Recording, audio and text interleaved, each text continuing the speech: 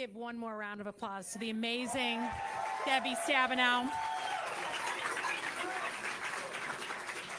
I want her to stay right here for a second because, first of all, we'll get to the amazing night that we're having here.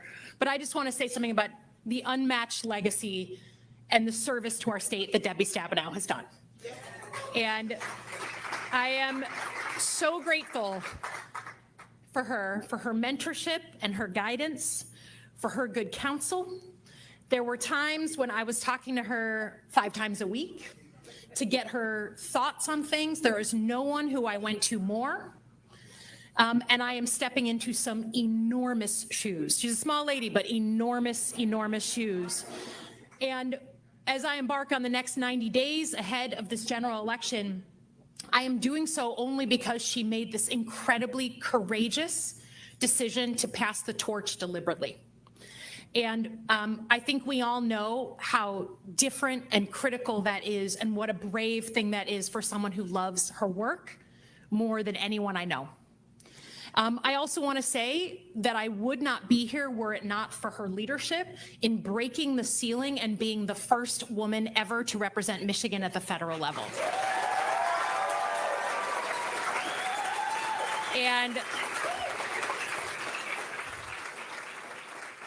we take it for granted. And there are moments when even I take it for granted. And in Michigan, we have learned to take it for granted that women can get into higher office.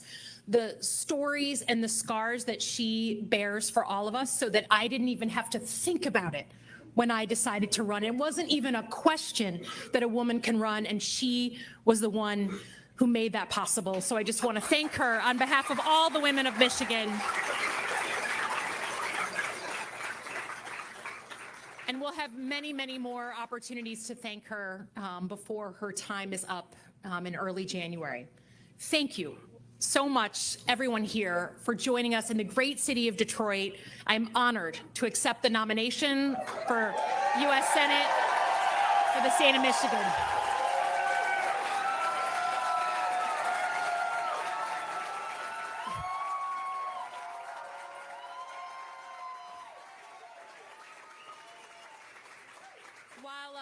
While the race has officially been called, we'll continue to really watch the numbers. We're watching particularly the Detroit numbers come in. Every vote will be counted. Every vote matters. Initial returns show that we are in a position to win all 83 counties.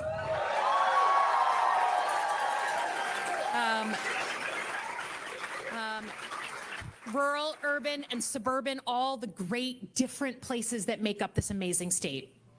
I want to begin tonight by thanking a few people who have really worked hard to make this night possible. First and foremost, to my family, who have been with me since I started this journey.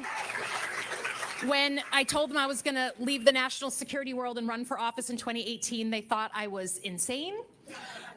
And they couldn't believe I decided to leave that work, but they have taken the leap with me, and they have been with me every step of the way. So thank you to my family, first and foremost, as my rock. I want to thank my campaign team, led ably by Matt Hennessy, who has given,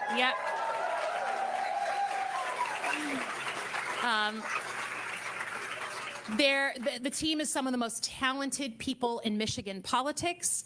I'm so grateful for all the work that they've done. And if anyone has anything to say about the youngest generation and their willingness to work, come and see my team, okay? I also want to acknowledge my congressional staff, Alexa Stannard, who runs my life in Michigan, and Gordon Trowbridge, my chief. They are true public servants. And let me tell you, a lot of Michiganders tonight voted for me because they believe I'm ready to do the job as senator on day one. And that is because of their work, right? So thank you to my congressional team. And I want to give a special shout out to a few people who have been with me on this journey in the last 18 months. I can't shout out everyone, but a few folks in particular. First of all, State Senator Sarah Anthony, who's here. She was the very first elected representative in Michigan to endorse me. the Blue Brigade, who in Lansing, who are a bunch of just amazing, badass women, mostly, who helped collect 10,000 signatures to help me get on the ballot. I'd not be standing here without you, and the energy that they provided along the way. Michigan's thriving and growing unions. The labor movement, again, especially the building trades and the Michigan Education Association, some of the people who've been with me from the very, very beginning, my first race, thank you. My colleagues, I saw Haley Stevens running around here at some point. I don't know where she is. But Haley Stevens, Dan Kildee, Hillary Skolton, and the over 200 elected leaders in the state who endorsed me early and have been working tirelessly for Michigan. I will not forget that early support. And lastly, I do want to recognize the other candidates who decided to run in this race and in every primary today. Hill Harper, Nasser Beydoun. As the senator said, it is not easy to put yourself out there. I was totally new to politics in 2018 when I ran for the first time. I know how hard it is to step into the arena, have everyone scrutinizing you. So I applaud anyone who stands up to run in the spirit of democracy. So thank you to the primary candidates. It is extremely, an extremely proud moment to be the nominee for this race. The campaign for this race started right here in the city of Detroit, and it's been quite a journey since the chilly March afternoon in 2023. We kicked things off at the Spirit of Detroit statue. Since then, I've made it my business to come here to listen, to learn, and to figure out how to be the best senator I can be. We've held hundreds of community meetings, meet and greets, canvases in this city. Detroit voices and stories have shaped this campaign and this agenda from the ground up. And I'm deeply grateful for all the Michiganders who've shown up, heard me out, and asked questions, and then ultimately got engaged. We crafted an opportunity agenda, which is literally the list of 11 things, specific things I will do if I get elected, and with many of you in the audience help me craft that agenda. And I ask everyone here to hold me to that agenda. I understand what it's like to be cynical about politics and not expect a lot from your elected officials. I understand that the bar is low for many elected officials. My plan is to leap over that very, very low bar. So.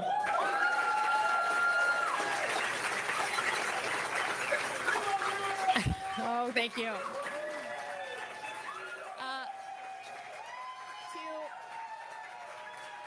To the pastors and elected officials, the community activists, many who endorsed me, but some did not. The Council for Baptist Pastors endorsed me. I can't tell you how much that meant to me.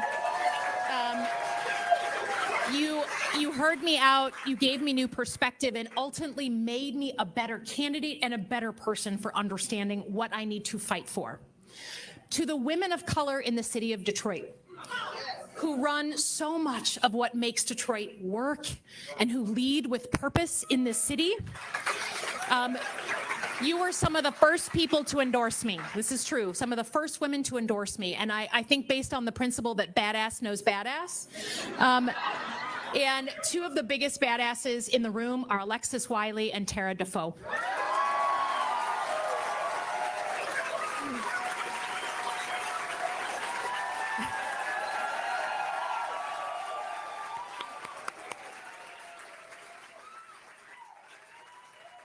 No one has helped me navigate Detroit and its communities more than those two, and I will not forget it. To the business community of Detroit, you are the backbone. You are the shoulders that we stand on to give people opportunity. We need you, and we want business owners from all corners of the city, of all stripes, to succeed in the city as it continues to evolve. Now, I pride myself on being a learning human being. For the past 18 months, we've been learning about what it means to lead, not just in my congressional district, in the Lansing area and around, but in the incredible diversity of our amazing, amazing state. So here's my message to every voter tonight, whether you voted for me or not. I see you, and you have a home in this campaign. I will work as hard as I can to earn your vote in November. Now that the primaries have come to a close, we now know who our Republican opponent will be. That will be Mike Rogers. He just won the primary. No, we don't boo. We win.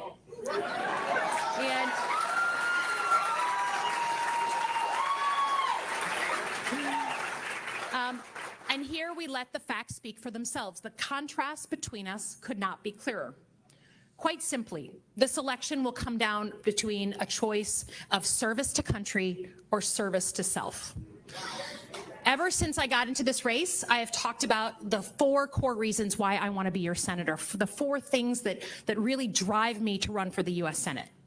First, my sun and my moon, absolutely existential, is protecting and expanding the middle class.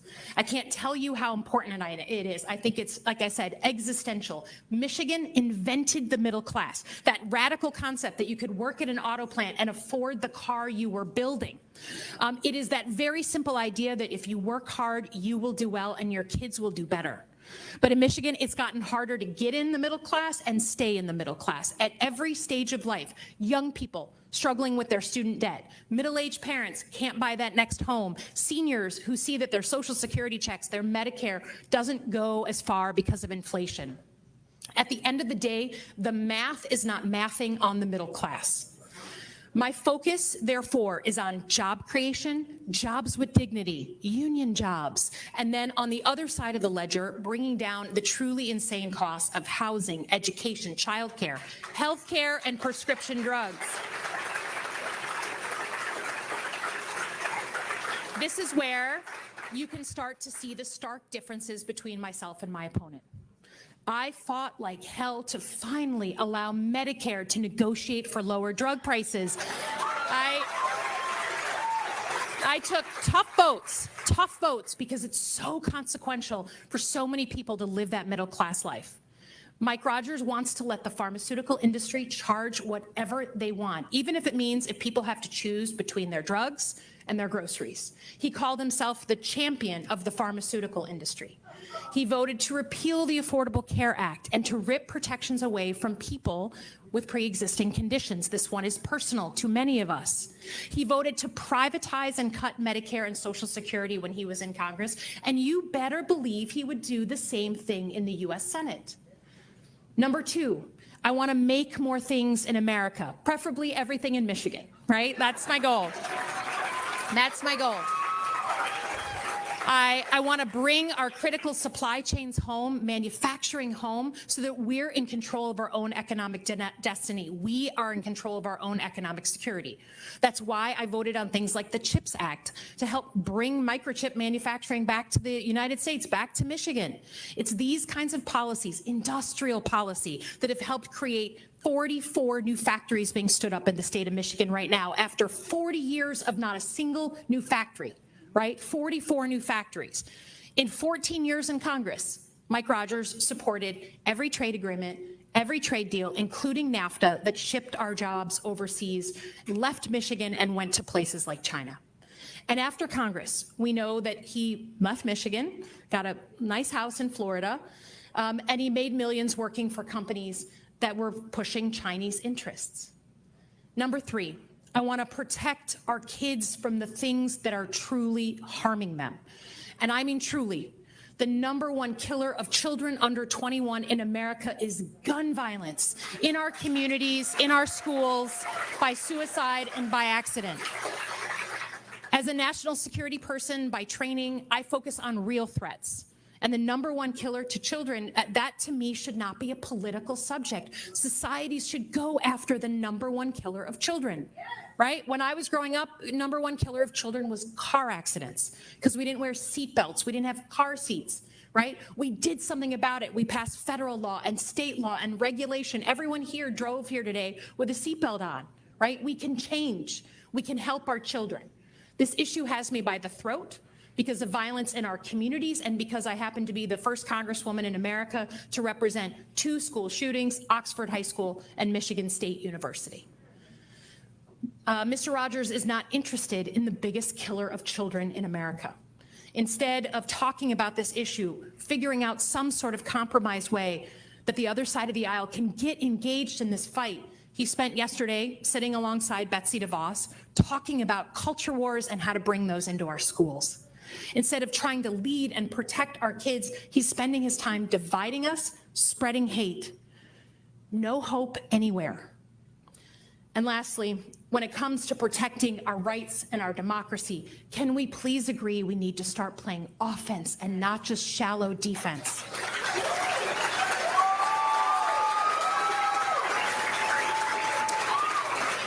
This is more of a style thing than a substance thing. I believe we need to do a better job of protecting ourselves, right? We have this constant assault on our rights, and if we do nothing, we seem to lose them, so we can't do nothing.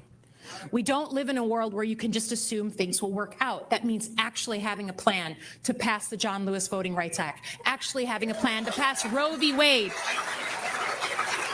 actually having a plan to protect IVF.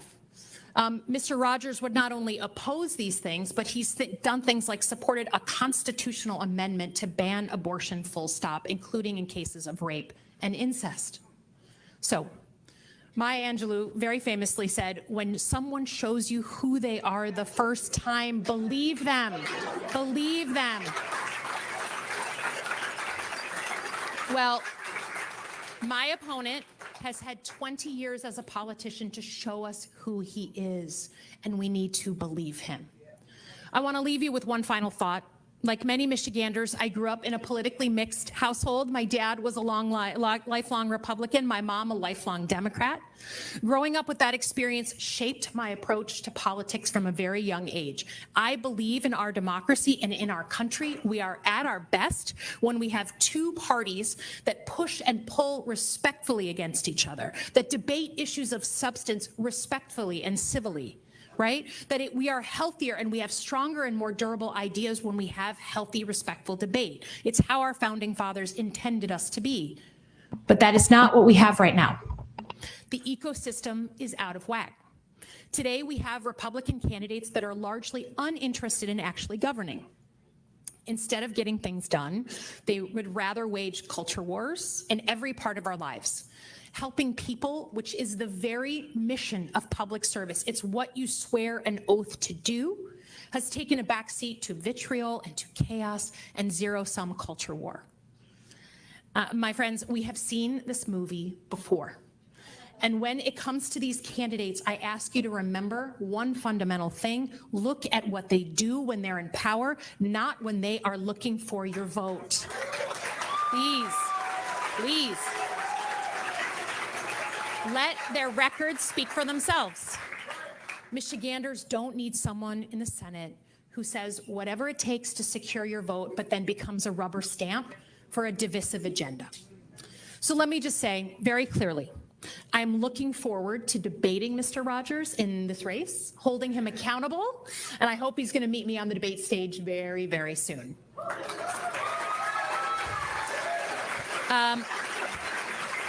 Okay, just to wrap it up, we're here tonight, we know, when our country is going through a real moment of political turmoil. We've had some amazing few weeks, but we know that amazing few weeks comes on the heels of years of just our politics not feeling right. For so long, the dividing lines between Americans were largely Republican versus Democrat, right versus left, but today we find ourselves at a very, very different time. It's rational versus extreme. That's it. That's the whole debate. So to everyone out there across our state who is tired of division and chaos, let me earn your vote. For everyone who believes our country is better than our current politics, I ask you to give me a shot. My message is simple. Join us on Team Normal.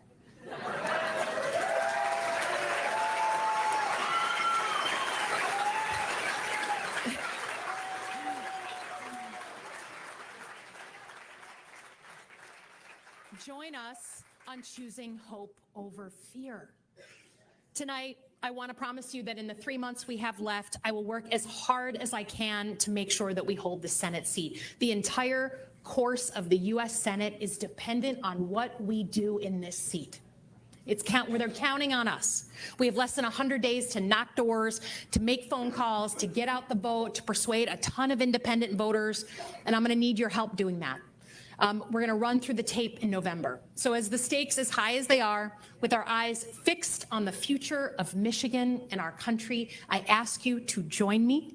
Let's send a message that for Michiganders, the truth still matters, that character still matters, facts still matter.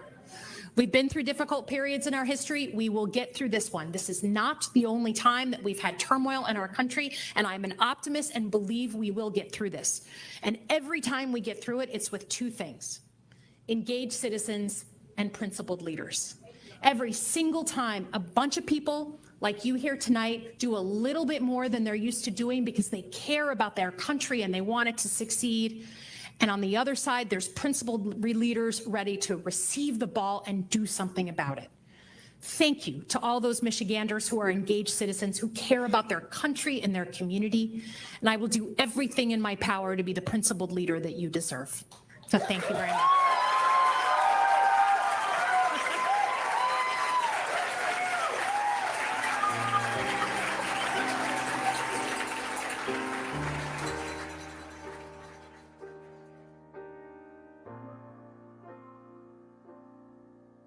I'm a writer.